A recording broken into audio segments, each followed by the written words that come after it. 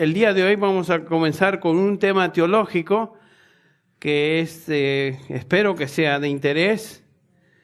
Y esta tarde en particular vamos a examinar una pregunta con algunas preguntas derivadas. Y la pregunta es esta: ¿por quiénes vino Cristo a morir? Preguntas paralelas serían: ¿mandó Dios a su Hijo a esta tierra para lograr la salvación de todos los hombres o la salvación de algunos individuos en particular? ¿Ok? ¿Cuán eficaz, otra pregunta, cuán eficaz fue el sacrificio de Cristo en la cruz? Y finalmente, ¿fue la expiación de Cristo en la cruz potencial o real? Esas son las preguntas que vamos a tratar esta noche. Cuando hablamos de expiar o expiación, estamos hablando de la paga completa por el pecado y redención que Cristo logró por medio de su sacrificio en la cruz. Expiar quiere decir pagar por algo. Entonces, comencemos esta noche dando un vistazo a Apocalipsis capítulo 5. Vamos a estar observando varias escrituras. Pero Apocalipsis capítulo 5, versículo 9, ahí comenzamos. Apocalipsis 5. Y esta es una descripción de lo que está sucediendo en el cielo. Apocalipsis 5, versículo 9, nos dice ahí: cantaban un cántico diciendo: digno eres de tomar el libro y de abrir sus sellos, porque tú fuiste inmolado y con tu sangre nos has redimido para Dios. Noten esto: de todo linaje y lengua y pueblo y nación, que decían a gran voz: el Cordero que fue inmolado es digno de tomar el poder, las riquezas, la sabiduría, la fortaleza, la honra, la gloria y la alabanza. Y a todo lo creado que está en el cielo y sobre la tierra y debajo de la tierra y en el mar, y a todas las cosas que en ellos hay, oí decir al que está sentado en el trono y al Cordero sea la alabanza, la honra, la gloria y el poder por los siglos de los siglos. Lo que aquí estamos observando en esencia es que el corazón, la esencia de la alabanza en el cielo, es gratitud por la obra redentora de Cristo Jesús, quien expió, redimió con su sangre, noten ahí, a hombres y mujeres de toda raza, de toda nación. Dice el versículo 9, redimió para Dios de todo linaje, lengua, pueblo y nación. Entonces Cristo pagó con su sangre precio por la redención de su pueblo. Este tema, por supuesto, esta doctrina de la expiación va dirigida en particular a creyentes. Y yo me estoy dirigiendo muy particularmente a aquellos que pertenecemos al Señor Jesús. Entonces, cuando examinamos las páginas del Nuevo Testamento, observamos que la expiación en la cruz fue una paga real, no algo potencial. Cuando hablamos de la gran y majestuosa doctrina de la salvación, estamos hablando de la gran realidad de que Cristo pagó por completo y eficazmente el precio de los pecados de aquellos que Él vino a redimir. No hay duda de eso. La muerte de Cristo en la cruz logró una expiación eficaz, quiere decir que logró lo que vino a hacer, y fue una expiación particular. Cristo redimió a un grupo innumerable de individuos de toda nación, de toda lengua, de toda raza. Y esto es muy importante de observar, porque si uno pregunta al cristiano promedio, le hace la pregunta: ¿por quién murió Cristo en la cruz? La respuesta común, la respuesta normal va a ser: por todos. Por cada hombre y mujer que haya nacido, Cristo murió por todo el mundo, por cada individuo y persona en el mundo. Y esa sería la respuesta. Y estamos hablando de todo individuo nacido desde capítulo 3 de Génesis hasta que el Señor venga otra vez. Y el argumento va algo así: Él quiere que tú recibas esa redención. En otras palabras, que tomes ventaja de lo que Él logró en potencia con su muerte en la cruz y hagas de esa expiación algo personal. Y Dios está esperando que tú respondas y recibas esa redención en tu vida por medio de un acto de voluntad, Dios está esperando que hagas una decisión por Cristo. Eso es básicamente como se presenta la doctrina de la expiación. Esta es la noción típica y popular entre los evangélicos hoy. En otras palabras, el típico evangélico cree que la muerte de Cristo en la cruz fue para todo el mundo en general y por igual, pero la muerte de Cristo no fue para nadie en particular. Eso es lo que se enseña. Fue para todos en general, pero no fue para nadie en particular. Según esta posición, la eficacia de la muerte de Cristo entonces es potencial. En otras palabras, depende del pecador y lo que éste haga con la oferta de salvación. ¿Me entienden lo que estoy diciendo? Se presenta el Evangelio, se ofrece el Evangelio, y la expiación que Cristo logró en la cruz ahora depende entonces de la respuesta del pecador. Entonces lo que hacemos en el evangelismo es mover al pecador emocional y psicológicamente y llevarlo hasta cierto punto donde el hombre, ahora esa persona, active su voluntad personal y tome una decisión de aceptar a Cristo. Esta es la posición estándar entre los evangélicos. Y yo hace años atrás pensaba eso también. Un conocido evangelista y escritor, que no quiero mencionar el nombre porque ustedes, si lo menciono, lo conocen, dice lo siguiente: yo puedo llevar a cualquier persona a Cristo si encuentro la llave del corazón de esa persona. Es lo que él dice. Ok.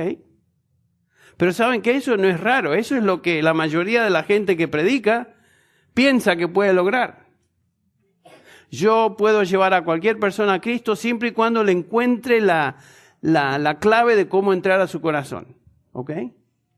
¿Ven lo que este hombre está diciendo? La clave para que una persona crea el Evangelio o acepte a Cristo depende entonces de nuestra técnica y qué tan buenos seamos para identificar lo que mueve a una persona emocionalmente o psicológicamente.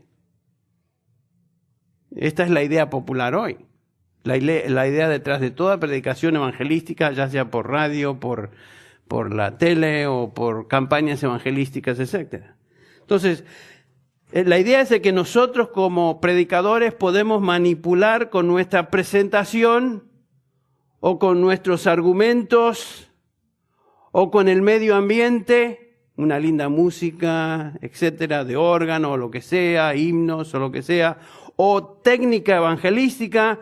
Nosotros podemos manipular los corazones de los hombres y moverlos de alguna manera a creer, a responder, a aceptar a Cristo, que es la frase más conocida. Pero pensemos. Si Cristo pagó por los pecados de cada persona que iba a nacer, esto quiere decir que el infierno está poblado por pecadores, por quienes Cristo ya murió como sustituto y por quienes Él ya compró salvación. Esa es la conclusión. Entonces estamos diciendo que la mayoría de la gente en el mundo terminó en el infierno, que es la realidad, cuando Cristo pagó por los pecados de todos ellos. ¿Ven? En otras palabras, todos ellos están sufriendo hoy y pagando por sus pecados en el infierno, pecados por los que Cristo ya pagó. Entonces hay una doble pena ahí. El problema, según la idea popular, es que estos pecadores en el infierno, ¿cuál es el problema? ¿Por qué es que están en el infierno? Bueno, o no escucharon el Evangelio, puede ser, o no fueron suficientemente, tal vez, listos, entendidos de recibir el Evangelio, o no tuvieron la voluntad de creer, o nadie les ayudó a tomar una decisión por Cristo. Por lo tanto, los hombres que terminan en el cielo, que es un remanente, ¿no es cierto? Estamos hablando de la doctrina del remanente una y otra vez. Los creyentes, los que están con el Señor en el cielo, de alguna manera pueden sentirse satisfechos. ¿Y por qué no? Al fin y al cabo, fueron ellos los que tomaron la decisión correcta. ¿Ven? Ahora les pregunto, ¿es esta una teología bíblica? lo que acabo de describir. Es que será posible que Cristo hiciera exactamente lo mismo por los hombres en el infierno que por los individuos en el cielo. Es que la única diferencia es que las personas en el cielo llegaron allí porque de su propia voluntad activaron fe. Esta es una posición insostenible, porque nos lleva a concluir que Cristo murió pagando por el pecado de los redimidos y también pagando por el pecado de los condenados. Y que la única diferencia entonces queda en manos del pecador, que es el que decide finalmente. Si este es el caso, quiere decir que Cristo no logró eficazmente nada en la cruz, todo fue potencial. Y lo único que hace su obra eficaz, entonces depende del hombre. ¿Ven lo que estamos diciendo? Entonces, ¿qué es lo que logró Cristo en la cruz? ¿Fue su muerte en la cruz, su expiación ahí potencial o fue real?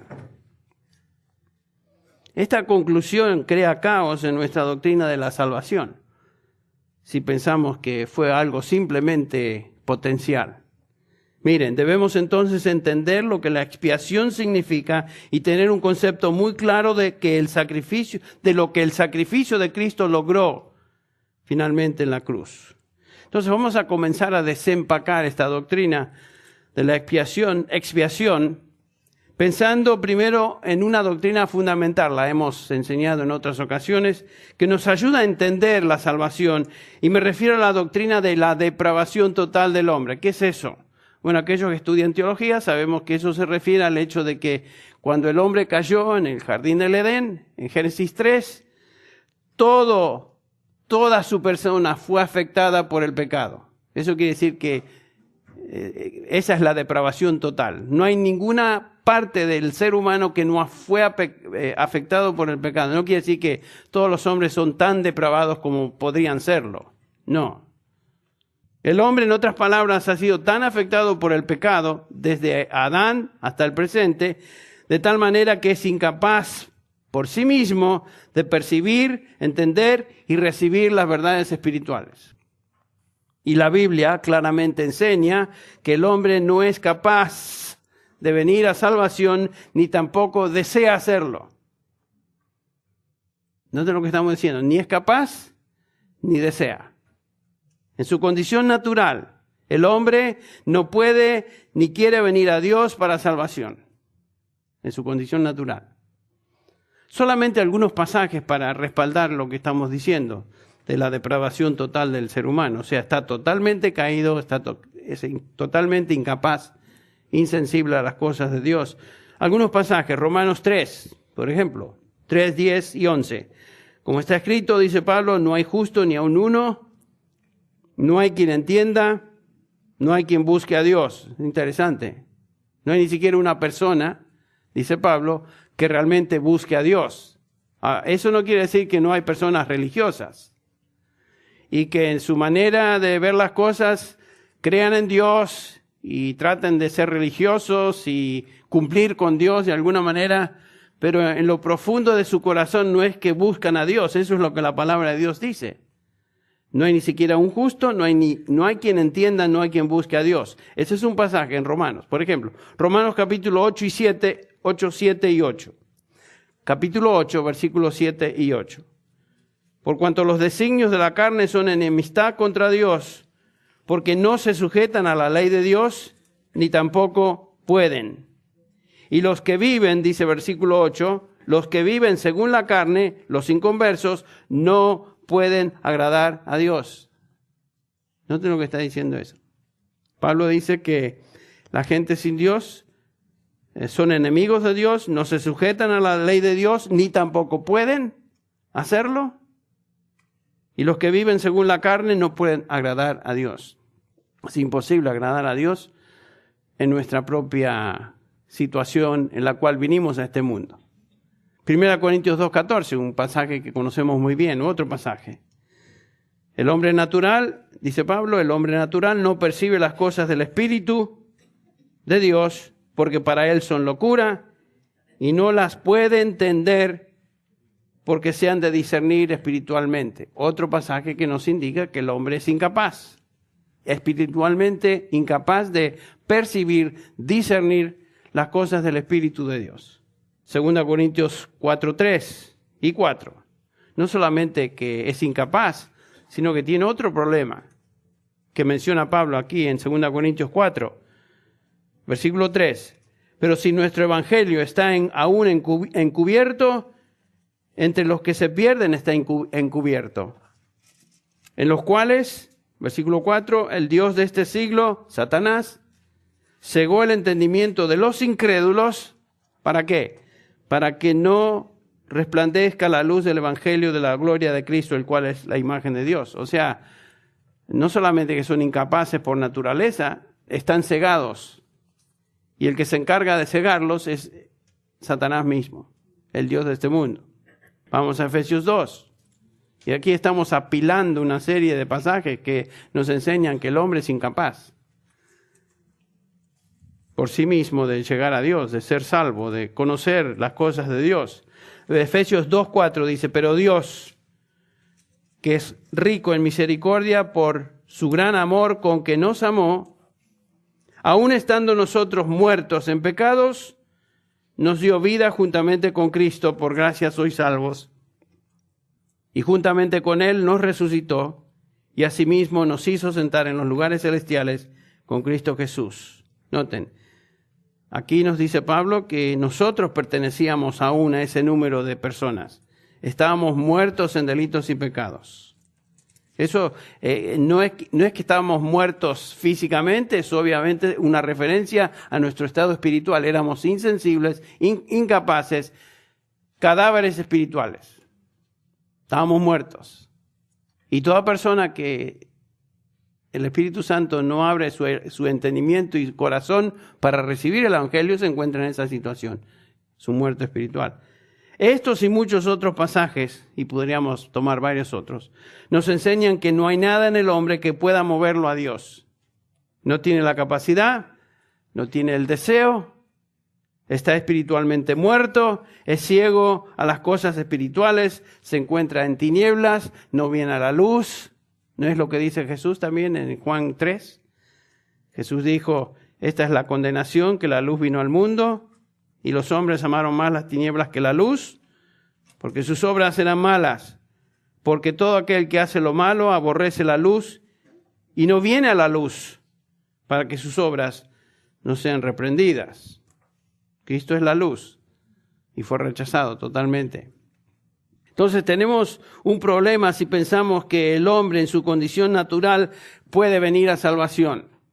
Que es cuestión de simplemente moverle la emoción, moverle los pensamientos, manipularlo psicológicamente y de esa manera llega al Evangelio. Es imposible, porque estamos hablando de una realidad espiritual. Es un muerto, es un cadáver. No puede salirse de su féretro espiritual en el cual se encuentra.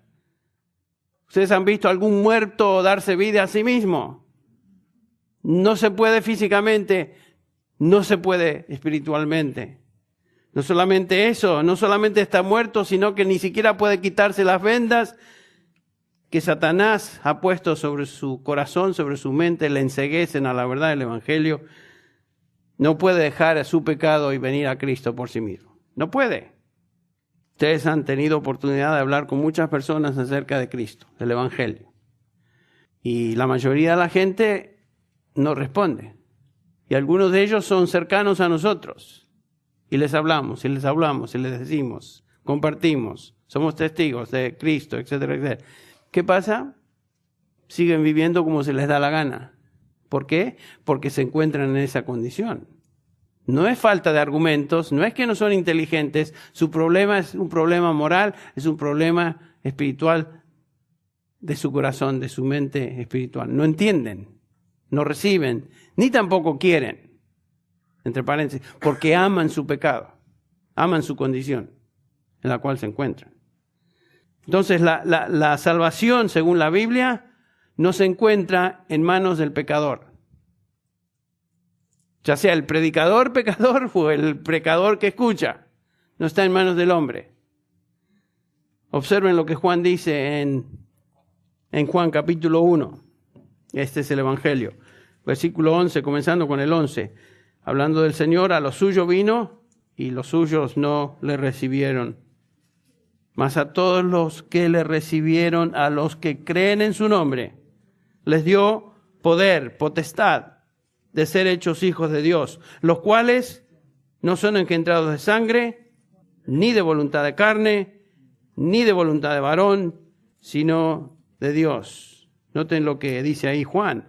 Dios es el que da potestad, exousia en griego, que quiere decir poder, capacidad de ser hechos hijos de Dios. Eso tiene que ser dado de Dios. No es, dice Juan, el resultado de sangre, ni de voluntad de carne, ni de voluntad de ningún hombre, sino de Dios. Eso es claro. Entonces nadie puede creer a menos que venga de Dios. Si alguien cree es porque el poder de Dios que hace que un hombre sea hecho hijo de Dios le haya movido en esa dirección. No tiene que ver con su voluntad o poder humano. Efesios 2:8 nos dice claramente, porque por gracia sois salvos por medio de la fe, y esto no es de vosotros, pues es don de Dios. Todo en la salvación es don de Dios. Inclusive la habilidad de creer, la fe para creer. Nadie se puede, por eso nadie se va a exaltar delante de Dios. Yo fui inteligente, a mí se me prendió la lamparita, respondí. Entonces los que llegamos al cielo, nadie va a poder jactarse de nada. Porque dice claramente Pablo, somos salvos por gracia, por medio de la fe, y esto no es de vosotros, es don de Dios. ¿Dónde crees que viene tu fe en creer al Señor Jesucristo? ¿De ti mismo? No, fue del Espíritu de Dios, que abrió tu entendimiento y te dio la capacidad a través de la regeneración de recibir por fe el Evangelio de Cristo. Todo comienza con Dios. La Biblia comienza con Dios, ¿no es cierto? En el comienzo, Dios. ¿Y saben qué? El resto de la Biblia es justamente eso. Lo que Dios hizo, lo que Dios hace, la persona de Dios, todo es de Dios. Todo es de Dios. Por eso, Romanos capítulo 11, al final, Pablo concluye con esta tremenda exaltación, 11:31, ¿no es cierto? Al final del capítulo 11 dice Pablo, versículo 33, oh profundidad de las riquezas, de la sabiduría, de la ciencia de Dios, cuán insondables son sus juicios e inescrutables sus caminos. No podemos ni siquiera sondear ni tratar de entender, porque ¿quién entendió la mente del Señor? ¿Quién no va a entender la mente del Señor? Nadie. Y después dice, ¿o quién fue su consejero? ¿Quién va a coimar a Dios para decirle, mire, esto es lo que necesita saber? ¿O quién le dio a él primero? Ahí está. ¿Quién le dio a él primero para que le fuese recompensado? Porque de él, por él y para él son todas las cosas. A él sea la gloria por los siglos. Amén. Todo es de Dios. Nada en la salvación es nuestro. Si somos salvos es por pura gracia de Dios, y aún la fe para creer fue regalo, don de Dios. 1 Corintios 1. Pues mirad, hermanos, dice Pablo a este grupo de creyentes, mirad vuestra vocación, mirad vuestro llamamiento. Versículo 26. 1 Corintios 1, 26. Que no sois muchos sabios según la carne, ni muchos poderosos, ni muchos nobles, sino que lo necio del mundo que escogió Dios, ahí comienza otra vez con Dios, para avergonzar a los sabios, y lo débil del mundo escogió Dios, para avergonzarlo a lo fuerte, y lo vil del mundo y lo menospreciado escogió Dios, y lo que no es, para deshacer lo que es, a fin de que nadie se jacte en su presencia. Mas por él, versículo 30, mas por él, o de él, estáis vosotros en Cristo Jesús. Todo viene de Dios. Entonces, Pablo les dice, fíjense en su propia vocación, su llamamiento a Cristo. Y es la pregunta que él nos hace, nos lanza ese reto a nosotros. Observen su llamamiento a Cristo, cada uno de ustedes, yo. ¿Cuántos de ustedes son nobles? ¿Cuántos de ustedes son ricos? ¿Cuántos de ustedes son realmente los sabios de la sociedad? Ninguno. Hay alguno que se cree tal vez uno de esos. Dice más, por Él estáis vosotros en Cristo Jesús. Es de Él. Si tú tienes vida eterna, no fue por causa de tu chispa, porque fuiste listo para entender, porque creíste, o aún tu fe, porque aún tu fe es don de Dios. O tal vez alguien te motivó a venir a Cristo. Ok, el Señor utiliza a cada uno de nosotros para compartir el Evangelio. Pero ninguno de nosotros realmente fue el instrumento directo de Dios en la salvación de nadie. La salvación es de Dios en su totalidad. ¿Por quiénes hace Dios esta obra? De dar vida a un muerto, por ejemplo. De la regeneración. ¿Hace esta obra Dios por todo el mundo? Obviamente que no. Lo hace por sus escogidos. Aquellos que Él escogió, dice Pablo en Efesios 1:3, desde antes de la fundación del mundo. Por ellos Cristo murió. Por ellos Cristo pagó el precio real y eficaz para su redención. Cristo no vino a desperdiciar su muerte en la cruz para ver quién al fin y al cabo va a recibir la oferta. Miren, le estoy dando una oferta gratis. ¿Y quién me va a recibir? ¿Ustedes creen que Dios mandó a su Hijo para tener simplemente una obra potencial? Tal vez funcione, tal vez no. Todo depende del hombre y cómo el hombre recibe a Cristo. No. Dios nos escogió desde antes de la fundación del mundo. Y para solidificar y profundizar nuestro pensamiento en esto, vean conmigo Juan capítulo 10. Este es un pasaje clave para entender por quiénes específicamente Cristo murió. Dice el versículo 11, Jesús, yo soy el buen pastor. El buen pastor da su vida por las ovejas. No por los cabritos, no por otros, por las ovejas. ¿Quiénes son estas? Versículo 14, yo soy el buen pastor y conozco mis ovejas. Y las mías me conocen. Versículo 15, así como el Padre me conoce y yo conozco al Padre y pongo mi vida por las ovejas, también tengo otras ovejas. Está hablando aquí en un contexto judío, a judíos, y dice el Señor, también tengo otras ovejas que no son de este redil aquí en Israel. Aquellos también debo traer y oirán mi voz y habrá un rebaño y un pastor. Esos somos nosotros, gentiles. Ahora, ¿cómo es que éstas llegan a ser ovejas del Señor? Noten Juan 6, 37 al 39. Dice Juan, del mismo evangelio, todo lo que el Padre me da, vendrá a mí. Y el que a mí viene, no le echo fuera. Claro, ¿cómo va a echar afuera a aquel que el Padre le dio? Versículo 38. Porque he descendido del cielo no para hacer mi voluntad, sino la voluntad del que me envió. Noten versículo 39. Y esta es la voluntad del Padre que me envió, que de todo lo que me diere no pierda yo nada, sino que lo resucite en el día postrero. Todos los que el Padre da al Hijo, van a venir al Hijo y van a tener vida eterna, van a recibir salvación y serán resucitados. Los únicos que vienen a Cristo son los que el Padre le da. ¿Cómo es que vendrán? El versículo 44, noten, en el mismo capítulo. Versículo 44. Ninguno puede venir a mí, dice Jesús, si el Padre que me envió, ¿qué? No le trajere.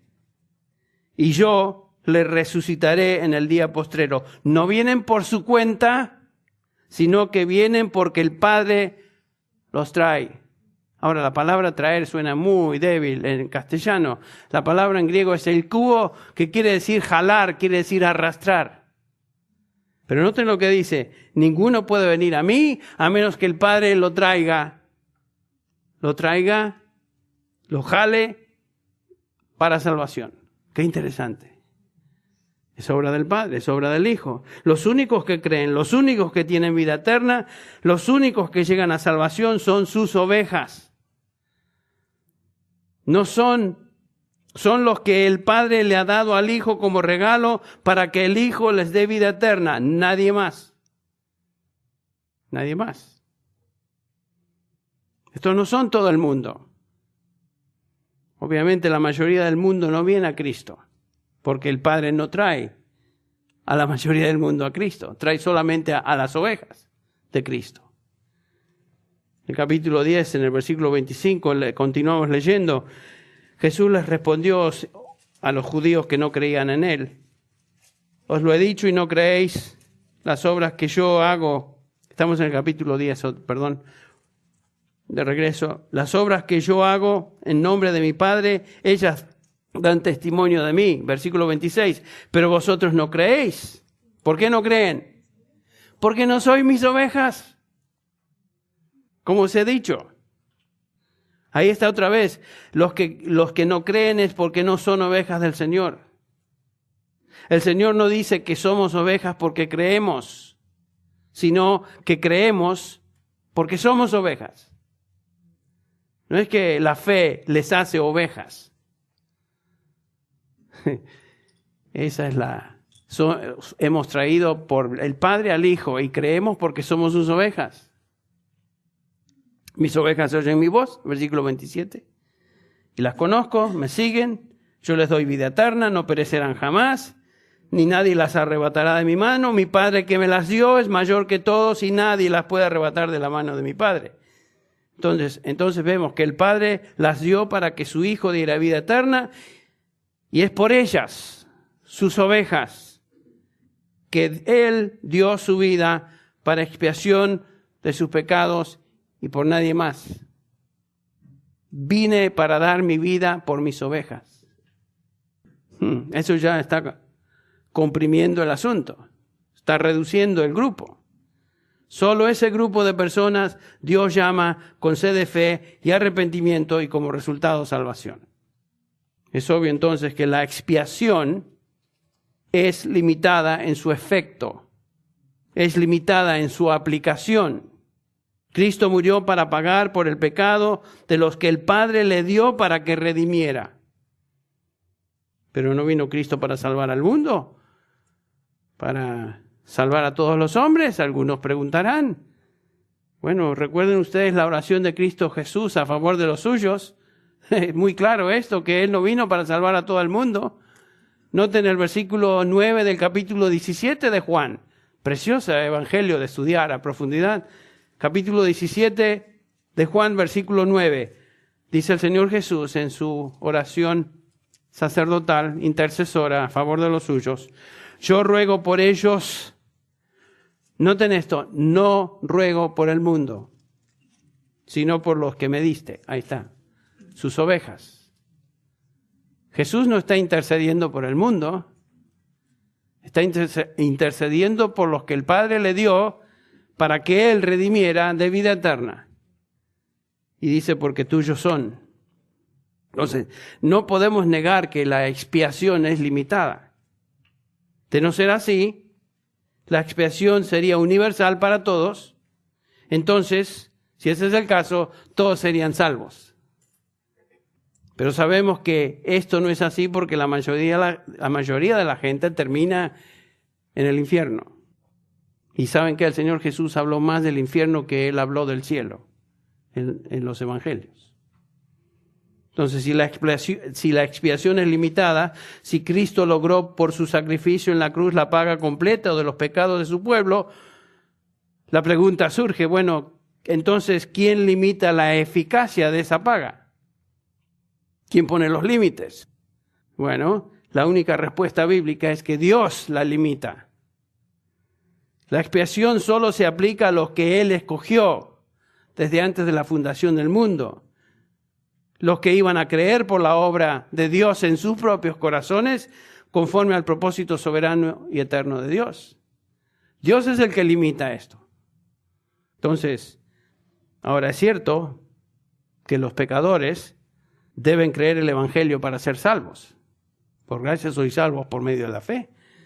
Pero no pueden creer porque son insensibles, incapaces de creer por sí mismos, a menos de que Dios, como dice Filipenses 2:12, cause en ellos tanto el creer como el hacer. Nadie puede creer porque es inteligente para creer. ¿Saben qué? Hay mucha gente inteligente que súper inteligente y no le sirve para nada en términos de salvación. Hay gente muy humilde, tal vez no tiene toda la capacidad académica ni las muchas luces, pero son humildes hijos de Dios. Porque no dependió de ellos, no dependió de su inteligencia.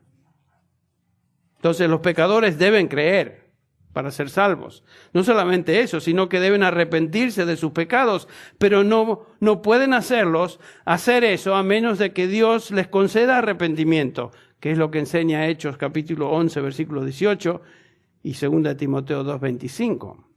El arrepentimiento también es un regalo de Dios. Es un don de Dios. Él concede arrepentimiento, Él concede fe. Uno de mis pasajes favoritos en el Nuevo Testamento es 2 Corintios 5, 21. Al que no conoció pecado, por nosotros lo hizo pecado, para que nosotros, noten eso, fuésemos hechos justicias de Dios en Él. Noten, Pablo dice por nosotros y para nosotros. Ahora, ¿quiénes son estos nosotros? ¿Está hablando Pablo de todo el mundo? ¿Nosotros los seres humanos? No. Pablo está escribiendo a la iglesia, a los redimidos, de los cuales él es parte, nosotros. Con esto en mente, vayan unos versículos antes, al versículo 14 del mismo capítulo, porque dice Pablo, porque el amor de Cristo nos constriñe pensando esto, que si uno murió por todos, luego todos murieron. Y por todos murió para que los que viven ya no vivan para sí, sino para aquel que murió y resucitó por ellos. Noten, Pablo dice que Cristo, el amor de Cristo nos constriñe pensando en esto. Y aquí quiero que observen este punto. Uno murió por todos. Ahí está, alguno dirá, ahí está, ¿ves, Henry? Tú mismo te trastabillas. Ahí está diciendo que Cristo murió por todos. Correcto, pero ¿quién son estos todos? En el contexto, ¿se refiere Pablo a todos los hombres en el planeta, desde la creación hasta el fin de la historia? No.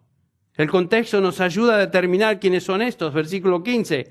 Son los que murieron y por quien Cristo murió y por quienes resucitó, son los que ahora viven para que no vivan ya para sí mismos. Esos son los todos, los creyentes, los redimidos. Estos son los que murieron con Cristo, resucitaron con Cristo y ahora viven en Cristo, que es lo que nos enseña, por ejemplo, Romanos 6. Estos son los redimidos, específicamente a los que la obra de expiación se limita. Nosotros, la iglesia, los redimidos. Es por ellos que Cristo murió y resucitó, y por nadie más. Y esta obra fue completa, perfecta y eficaz a favor de ellos. Cristo logró esta obra, esa obra no puede fracasar. Cuando Cristo murió y expiró, ¿qué dijo? Consumado es. ¿Ustedes creen que dijo consumado es algo potencial? No, consumado es mi obra para la cual vine a esta tierra, termina aquí. Y como prueba de eso, dice que murió, 1 Corintios 15, fue sepultado, resucitó dando evidencias que la ira de Dios había sido satisfecha, y ese es el Evangelio. Pero Cristo cumplió en la cruz toda su obra. Consumado es. Se acabó. No hay nada que agregar. Y fue eficaz. El sacrificio de Cristo no es universal, sino particular, limitado en su efecto para los que Dios escogió para salvación desde antes de la fundación del mundo. Ese es el grupo por los cuales Él murió.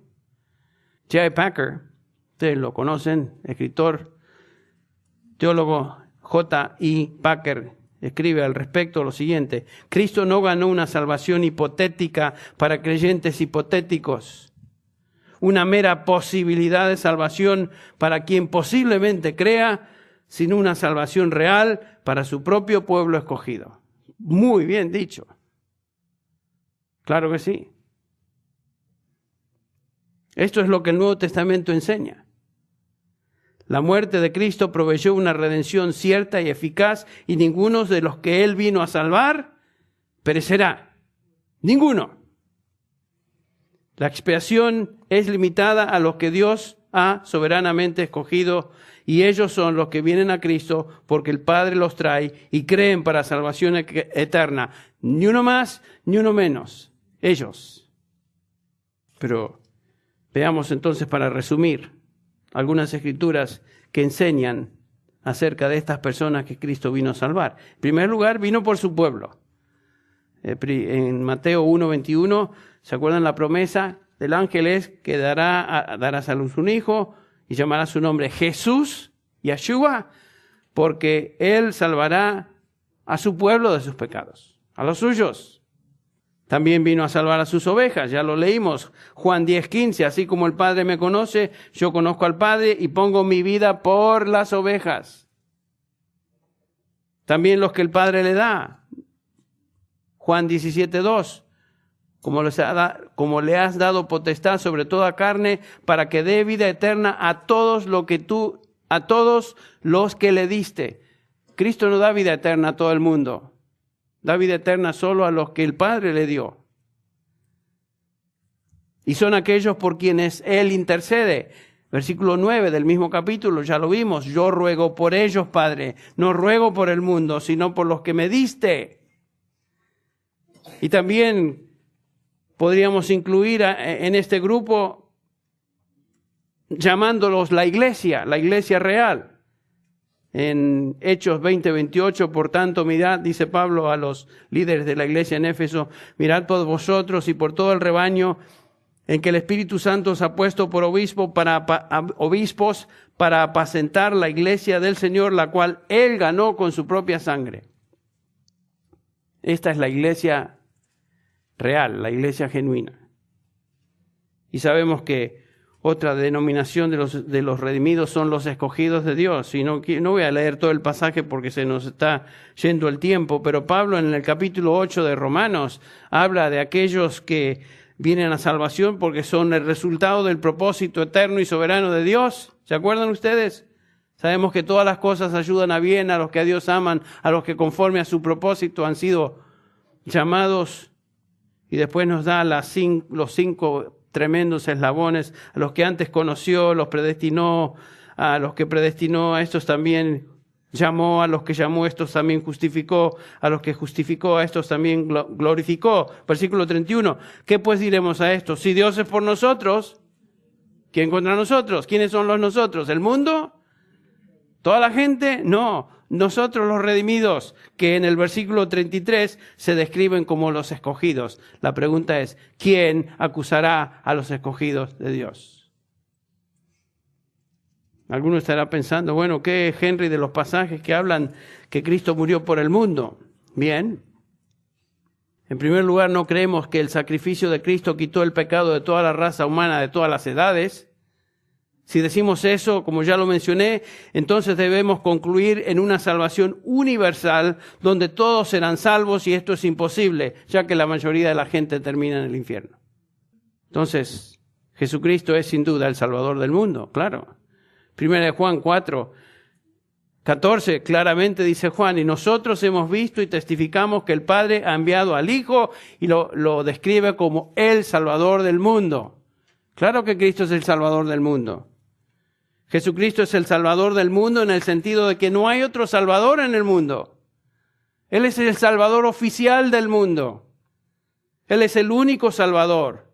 Y todos los salvados en el mundo son y serán salvados por el único Salvador, que es el único mediador entre Dios y los hombres, Jesucristo. Hombre, claro que Él es el Salvador del mundo. ¿De cada persona en el mundo? No, el Salvador del mundo. El Salvador del mundo. No hay otro Salvador en el mundo. ¿Qué acerca de 1 Juan 2:2? Él es la propiciación por nuestros pecados, y no solamente por los nuestros, sino también por los de todo el mundo. ¿Qué hacemos con eso? Bueno, la palabra propiciar quiere decir satisfacer, apaciguar la ira. Según Juan, la ira de Dios está apaciguada, ha sido satisfecha. Pero sabemos que la ira de Dios solo está apaciguada, satisfecha para con los redimidos. Porque hay un sinnúmero de pasajes que nos enseñan que Dios está irado con el pecador. La ira de Dios está sobre el pecador. Y la ira final de Dios va a ser descargada sobre todos los impíos, es lo que estudiamos en 2 Tesalonicenses capítulo 1. Juan dice que Jesucristo propició por nuestros pecados, y él está hablando particularmente de creyentes judíos, en el contexto judíos. Y cuando él dice que Cristo también es la propiciación por los pecados de todo el mundo, está diciendo los pecados de judíos, gentiles creyentes en todo lugar. Judíos y gentiles. No está hablando de que cada individuo en el mundo, sino que está hablando de la humanidad. Cristo es el Salvador de todos los hombres, dice Tito 2:11. El único Salvador de la humanidad. Y el Evangelio trasciende, por supuesto, los límites de culturas, razas, etcétera, naciones. Jesucristo es el Salvador de toda clase de gente, que son los que poblamos el mundo. Ahora, para concluir, si la expiación lograda en la cruz es limitada para los escogidos solamente, entonces, ¿cómo predicamos el Evangelio? Bueno, lo que tenemos que hacer con el Evangelio es hacer lo que la Biblia nos enseña a hacer. En primer lugar, debemos hacerle ver a la gente en qué condición se encuentran delante de Dios. Separados de Dios, sin esperanza. No hay nada en ellos que los pueda salvar o que pueda contribuir a la salvación. Esa es la condición de todo ser humano. Y hablamos de eso. En segundo lugar, le hacemos ver que existe un solo medio de salvación y ese es Jesucristo, quien es el Salvador eficaz del mundo, el Salvador oficial del mundo, pero el Salvador eficaz de aquellos que Él vino a redimir. Y es justamente lo que Él logró en la cruz, cuando dijo consumado es. Y murió como sustituto de todo aquel que cree. También les decimos a los hombres que Dios manda, como enseña Pablo en Hechos 17:31, Dios manda a todos los hombres a que se arrepientan, que vengan a Cristo para salvación. Les llamamos a creer el Evangelio. Cristo vino, murió, fue sepultado y resucitó. Y hablamos del Evangelio. Y sabemos que la obra de salvación en su totalidad, sin embargo, es de Dios. Y descansamos en ese hecho, de que Él hará su obra por medio de su palabra en el corazón de todos aquellos que Él llama a salvación. Y en eso reposamos, en eso descansamos. Y cada uno de aquellos que fue escogido para salvación, por quien Cristo murió, cada uno va a venir a Cristo y va a ser salvo. La expiación es limitada en su eficacia y está en manos de Dios. El mensaje del Evangelio, sin embargo, es universal y es predicado a toda criatura, y esto está en nuestras manos. Esa es nuestra responsabilidad. Ir por todo el mundo y hacer discípulos de todas las naciones, enseñándoles, ¿no es cierto? Bautizándoles, enseñándoles. En Hechos 1:8 dice: el Señor, recibiréis poder cuando haya venido sobre vosotros el Espíritu Santo, y me seréis testigos en Jerusalén, en toda Judea, en Samaria y hasta lo último de la tierra. O sea, nuestra responsabilidad no se altera, es la misma. Fuimos llamados a ser testigos del Señor Jesucristo donde estemos y a proclamar el Evangelio a toda criatura, sabiendo que Dios ha escogido a algunos para salvación y esos van a venir a salvación. La otra cara de la moneda es que el hombre es responsable de poner fe, pero sabemos que aún esa fe ni siquiera viene de Él, sino que es don de Dios. Bueno, una vez más nos encontramos ante esta increíble, impresionante, sublime doctrina de la salvación y todas las doctrinas que componen eso. Por eso no es que no entendemos a Dios, por eso es que no podemos, es insondable, es inescrutable. Pero lo que entendemos, somos responsables de responder a la luz de ello. Apocalipsis 5, versículo 9, nos dice ahí: cantaban un cántico diciendo: digno eres de tomar el libro y de abrir sus sellos, porque tú fuiste inmolado y con tu sangre nos has redimido para Dios. Noten esto: de todo linaje y lengua y pueblo y nación, que decían a gran voz: el Cordero que fue inmolado es digno de tomar el poder, las riquezas, la sabiduría, la fortaleza, la honra, la gloria y la alabanza. Y a todo lo creado que está en el cielo y sobre la tierra y debajo de la tierra y en el mar, y a todas las cosas que en ellos hay, oí decir al que está sentado en el trono y al Cordero sea la alabanza, la honra, la gloria y el poder por los siglos de los siglos. Lo que aquí estamos observando en esencia es que el corazón, la esencia de la alabanza en el cielo, es gratitud por la obra redentora de Cristo Jesús, quien expió, redimió con su sangre, noten ahí, a hombres y mujeres de toda raza, de toda nación. Dice el versículo 9, redimió para Dios de todo linaje, lengua, pueblo y nación. Entonces Cristo pagó con su sangre precio por la redención. El día de hoy vamos a comenzar con un tema teológico que es, espero que sea de interés. Y esta tarde en particular vamos a examinar una pregunta con algunas preguntas derivadas. Y la pregunta es esta: ¿por quiénes vino Cristo a morir? Preguntas paralelas serían: ¿mandó Dios a su Hijo a esta tierra para lograr la salvación de todos los hombres o la salvación de algunos individuos en particular? ¿Ok? ¿Cuán eficaz, otra pregunta, cuán eficaz fue el sacrificio de Cristo en la cruz?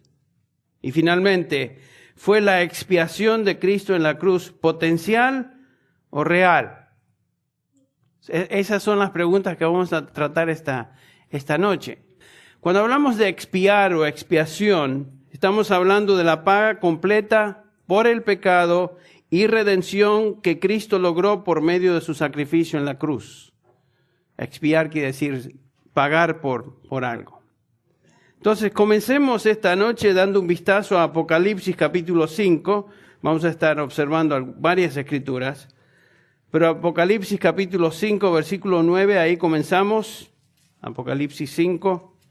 Y esta es una descripción de lo que está sucediendo en el cielo. Salvación. ¿Me entienden lo que estoy diciendo? Se presenta el Evangelio, se ofrece el Evangelio, y la expiación que Cristo logró en la cruz ahora depende entonces de la respuesta del pecador. Entonces lo que hacemos en el evangelismo es mover al pecador emocional y psicológicamente y llevarlo hasta cierto punto donde el hombre, ahora esa persona, active su voluntad personal y tome una decisión de aceptar a Cristo. Esta es la posición estándar entre los evangélicos. Y yo hace años atrás pensaba eso también. Un conocido evangelista y escritor, que no quiero mencionar el nombre porque ustedes, si lo menciono, lo conocen, dice lo siguiente: yo puedo llevar a cualquier persona a Cristo si encuentro la llave del corazón de esa persona. Es lo que él dice. Ok. Pero saben que eso no es raro, eso es lo que la mayoría de la gente que predica piensa que puede lograr. Yo puedo llevar a cualquier persona a Cristo siempre y cuando le encuentre la clave de cómo entrar a su corazón. ¿Ok? ¿Ven lo que este hombre está diciendo? La clave para que una persona crea el Evangelio o acepte a Cristo depende entonces de nuestra técnica y qué tan buenos seamos de su pueblo. Este tema, por supuesto, esta doctrina de la expiación va dirigida en particular a creyentes. Y yo me estoy dirigiendo muy particularmente a aquellos que pertenecemos al Señor Jesús.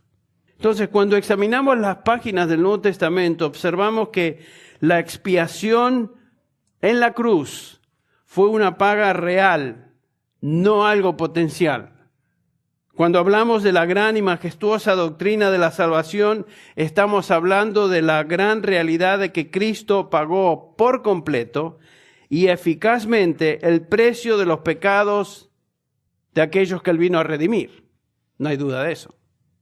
La muerte de Cristo en la cruz logró una expiación eficaz, quiere decir que logró lo que vino a hacer, y fue una expiación particular. Cristo redimió a un grupo innumerable de individuos de toda nación, de toda lengua, de toda raza. Y esto es muy importante de observar, porque si uno pregunta al cristiano promedio, le hace la pregunta, ¿por quién murió Cristo en la cruz? La respuesta común, la respuesta normal va a ser por todos, por cada hombre y mujer que haya nacido. Cristo murió por todo el mundo, por cada individuo y persona en el mundo. Y esa sería la respuesta. Y estamos hablando de todo individuo nacido desde capítulo 3 de Génesis hasta que el Señor venga otra vez. Y el argumento va algo así. Él quiere que tú recibas esa redención. En otras palabras, que tomes ventaja de lo que Él logró en potencia con su muerte en la cruz y hagas de esa expiación algo personal. Y Dios está esperando que tú respondas y recibas esa redención en tu vida por medio de un acto de voluntad. Dios está esperando que hagas una decisión por Cristo. Eso es básicamente como se presenta la doctrina de la expiación. Esta es la noción típica y popular entre los evangélicos hoy. En otras palabras, el típico evangélico cree que la muerte de Cristo en la cruz fue para todo el mundo en general y por igual, pero la muerte de Cristo no fue para nadie en particular. Eso es lo que se enseña. Fue para todos en general, pero no fue para nadie en particular. Según esta posición, la eficacia de la muerte de Cristo entonces es potencial. En otras palabras, depende del pecador y lo que éste haga con la oferta de